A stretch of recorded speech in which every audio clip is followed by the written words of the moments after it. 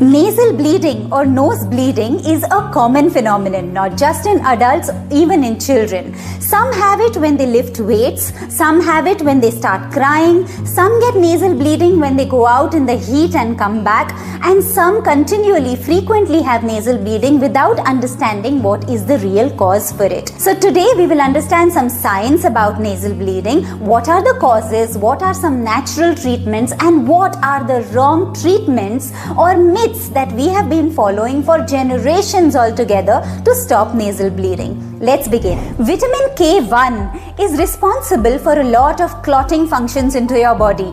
But if somebody is deficient in vitamin K1, that may be a possibility that the clotting function of the blood is not taking place, and hence you are having continuous nasal bleeding. Now this can be easily stopped by increasing vegetables into your diet, because it is this vegetables that will give you vitamin K1. Your liver also has a lot of clotting functions to do. So in case somebody has a damaged liver or a fatty liver or a liver cirrhosis, that can also be a contributing factor to reduce the clotting function, and hence the bleeding shall continue. Liver makes bile for you, which is stored in the gallbladder, for which you need a healthy liver and you should have a healthy gallbladder. So if there are certain people who have surgically removed their gallbladder because of stones or other complications, they may have an increased incidence of nasal bleeding. It is possible for those people who have low platelet count.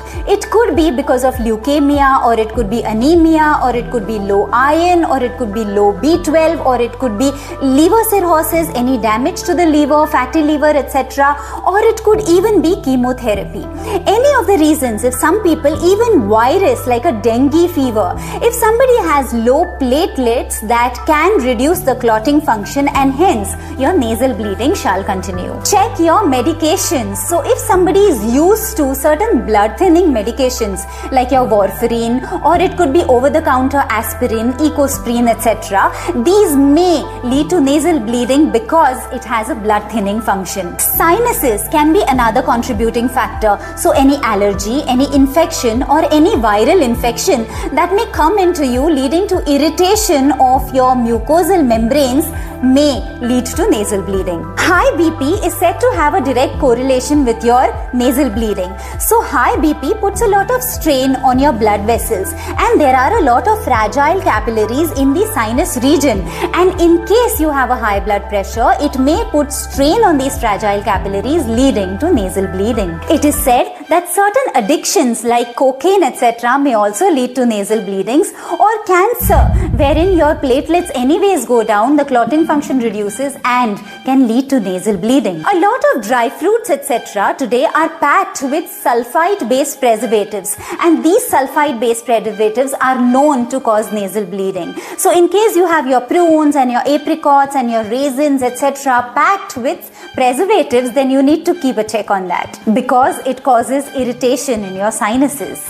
A lot of glucose due to sugar or carbohydrate-rich diet may compete with vitamin C when it comes to absorption on your insulin receptors. So in this condition, there is a greater affinity to glucose, and hence there is sort of this deficiency of vitamin C that is created, and this may also continue your nasal bleeding. Sometimes it could just be a genetic disorder. There was this lady who usually used to get nasal bleeding since she was 13. Her father had the same problem, and her grandfather had the same problem. So once while she was hiking, she had this nasal bleeding, and along with that she also started getting giddiness or dizziness.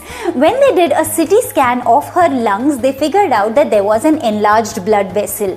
Now this enlarged blood vessel was stopping the normal flow towards the brain, hence she was also getting dizziness. Now this is a genetic disorder, and the symptom was some red spots on the lips and some red spots on her hands. Now she had to go through a surgical procedure. Genetic disorders can also be a reason why nasal bleeding continues. So what is it that you can do? Now there are many natural treatments, but first and foremost it's important to understand what is it that we are doing wrong, and let's correct it.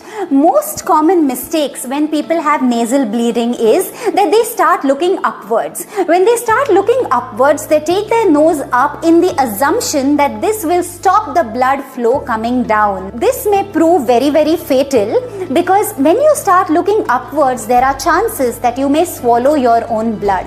There are chances that this blood goes into the windpipe, it enters your lungs, and it can cause choking.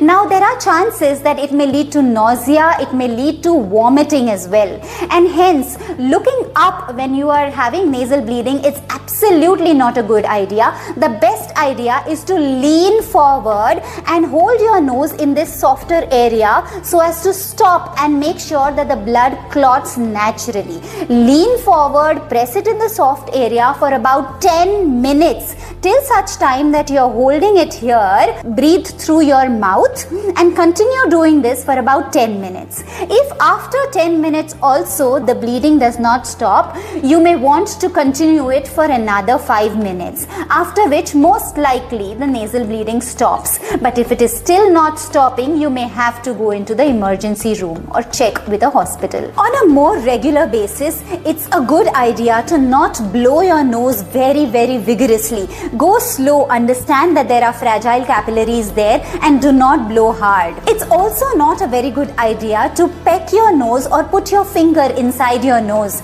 because that may again lead to irritation and hence cause nasal bleeding. Now people usually feel that if they hold it here on the upward area, that will stop nasal bleeding, but there are no capillaries that are leading to nasal bleeding out here. The fragile capillaries are out here, and hence the pressing has to be in the lower area, not in the upper area. Secondly, it's also a good idea that you keep some ice on the roof of your mouth, because there are certain capillaries in the lower region. If you get a sneeze and you want to not have a very vigorous blow, it's a good idea to just hold here for some time, and the sneeze will actually become a little reduced. In case you are having any problem with nasal bleeding, treat your constipation first in case you are constipated. During the course of time when you are having nasal bleeding, try and avoid lifting heavy weights. Over this entire period when you are trying to treat your nasal bleeding,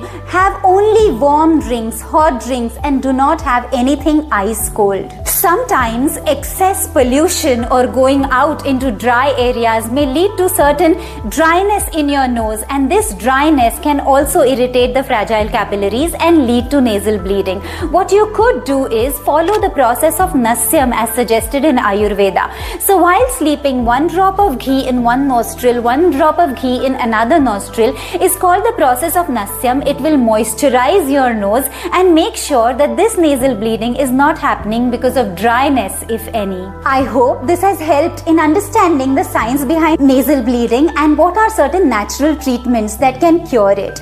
Also, I hope it has busted certain myths on what steps should we take immediately when the nasal bleeding occurs. If you are liking my content, please subscribe to the channel. Please comment and share your experiences. I would love to hear from you. Till we come up with another video, Namaste. See you again.